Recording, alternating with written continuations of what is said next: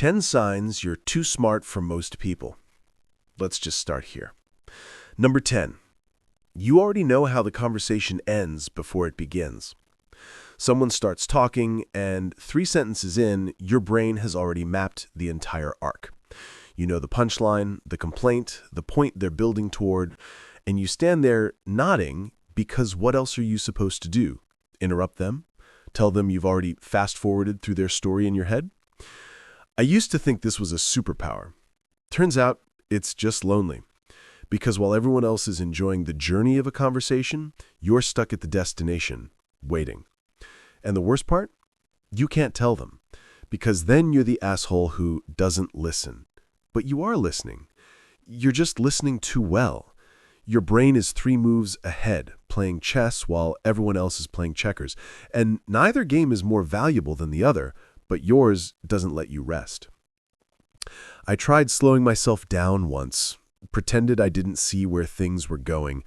It felt like walking in shoes 2 sizes too small. You can do it, but why would you want to?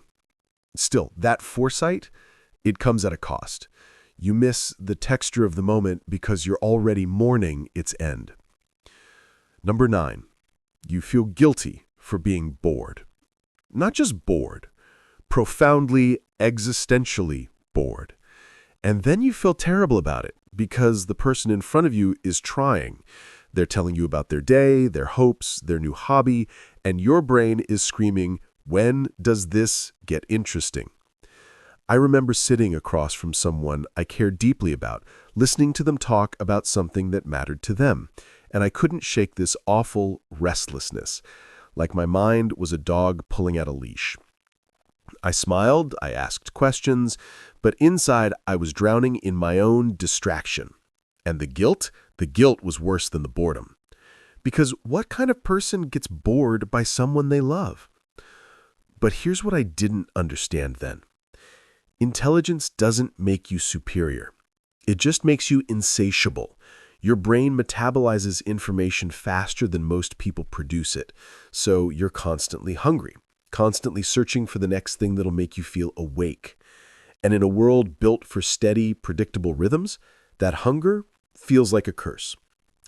I don't have a solution for this one. I just know that the boredom isn't about them. It's about you. And learning to sit with it, without judgment, without shame, that's the work. Number 8, you've apologized for your intelligence more than you've celebrated it. You learn early to make yourself smaller. Not stupid, just less. Less intense, less complicated, less much. You learn to pause before you speak, to sand down your edges, to laugh at yourself before anyone else can. Because if you don't, you become too much, too serious, too analytical, too exhausting. I spent years doing this, making jokes about overthinking, dumbing down my vocabulary, pretending I didn't notice things I absolutely noticed. And you know what's wild? People loved me more for it. Or at least, they were more comfortable around me. But I felt like I was performing my own life, playing a character designed to make other people feel smart. One day someone told me, "You're so easy to talk to." And I realized they meant, "You don't make me feel stupid." And that should have felt good, but instead it felt like confirmation that I'd been hiding successfully. That the real me, the one who wants to dissect Dostoevsky at 2 a.m., or debate the ethics of AI, or ask why we pretend small talk matters, that version was too much. But here's the truth I wish someone had told me sooner. Shrinking yourself doesn't create connection. It creates a performance. And the people who love the performance will never know you. The ones who love you will love you for being too much. They'll say, "Don't stop, keep going, tell me more." Number 7, you can see people's pain before they admit it to themselves. It's not magic. It's just pattern recognition. You notice the micro pause before they answer, the forced brightness in their voice, the way they change the subject when something real gets too close, and you see it all so clearly that it feels obvious. But to them, they're still pretending everything's fine. So I used to think I should say something. "Hey, are you okay? You seem off." But most of the time, people aren't ready to hear it. They need the illusion a little longer. So you become the keeper of secrets no one told you. You hold their unspoken sadness, their hidden fear, their carefully maintained facade, and you can't do anything with it except carry it quietly. This isn't empathy. It's almost forensic. You read people like crime scenes, and the problem is, once you see it, you can't unsee it. Every conversation becomes layered. Every smile gets cross-examined. You're not trying to be invasive. Your brain just won't let you take anything at face value. And sometimes late at night, you wonder if maybe you're projecting. Maybe they're fine and you're the one creating problems. But then they break. And you're not surprised. You're just sad that you saw it coming and couldn't do anything to stop it. Number 6. You've had more meaningful conversations with strangers than with people you've known for years. There's something about strangers. They don't know your history. They don't have expectations, so you can just be. And sometimes in a coffee shop or on a train or in a random comment section, you meet someone whose brain works like yours. And for 20 minutes or 2 hours, you talk about real things: mortality, purpose, the absurdity of existence, and it feels like breathing after holding your breath for months. But your actual friends, the ones you see every week, those conversations stay surface level because you've built a relationship on a certain frequency, and changing it now feels like admitting you've been lying the whole time. So you keep it light. You talk about work, about shows, about plans, and you feel like you're living in two worlds: the one where you perform normalcy and the one where you're actually alive. I don't know why it's easier with strangers. Maybe because there's no history to protect, no future to preserve. Just this moment where two people briefly stop pretending and remember what it feels like to be seen. Number 5. You've sabotaged good things because they felt too simple. A job that paid well but didn't challenge you. A relationship that was healthy but not intellectually stimulating.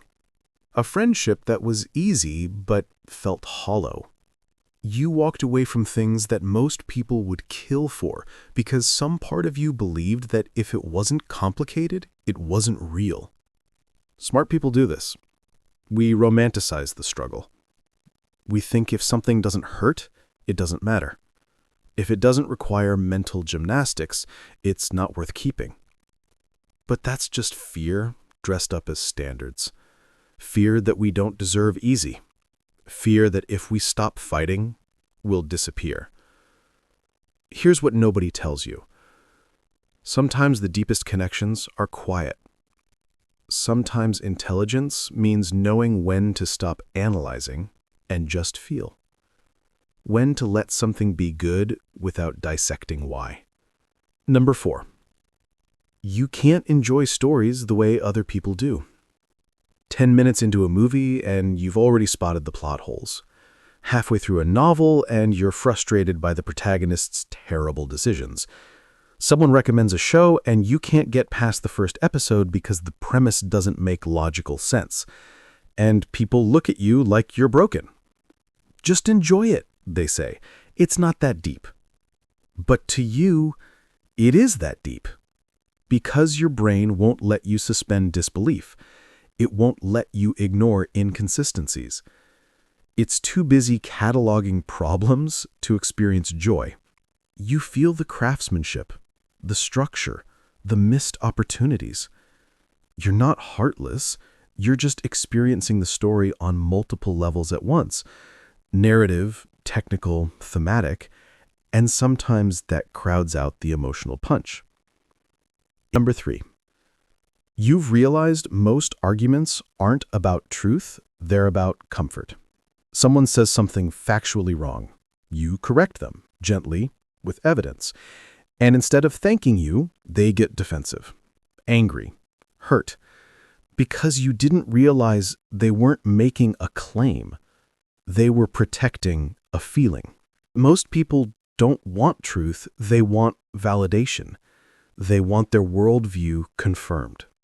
They want to feel smart, not be proven wrong. And when you're someone whose brain instinctively prioritizes accuracy over comfort, this is maddening. You're not trying to humiliate anyone. You're just trying to get to what's real. But to them, you're attacking their identity because their belief isn't just an idea, it's a shield. Number 2, you're terrified of wasting your potential. There's this voice. It's been there as long as you can remember. It whispers, you could do more, be more. You're capable of something great. And it sounds motivating, but it's actually suffocating. Because you never know if you're doing enough. If this project, this job, this life is worthy of what you could be. And the cruelest part is, no one sees this as a problem. They see ambition, drive, but inside, it's just terror. The fear that you were given something rare and you're squandering it. That at the end of your life, you'll look back and realize you spent it all preparing, planning, optimizing, and never actually living. Here's what I've learned the hard way. Potential is a prison, if you let it be. Because it's infinite. You'll never reach the end of what you could do. So if you're waiting to feel like you've arrived, like you've finally become what you were meant to be, you'll wait forever. Maybe the point isn't to fulfill some grand cosmic purpose. Maybe it's just to do things that make you feel alive. To create, to connect, to try, to fail, to try again. Not because it's leading somewhere, but because it's where you are right now. Your potential doesn't define you. Your choices do. Number 1. You've never felt fully at home in your own life. Even in your best moments, celebrating a win, surrounded by people you love, doing work that matters, there's this thin membrane between you and the moment. You're there, but you're also watching yourself be there, analyzing it, narrating it, wondering if you're doing it right. It's like living with a film crew in your head. Everything you do is being recorded, reviewed, critiqued, and you can't turn it off. You can't just be. You're always being and observing the being.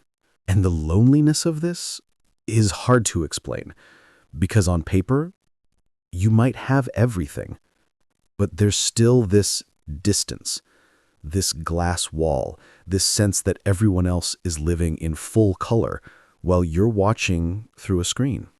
But here's what I want you to know, and I mean this. That distance isn't a flaw.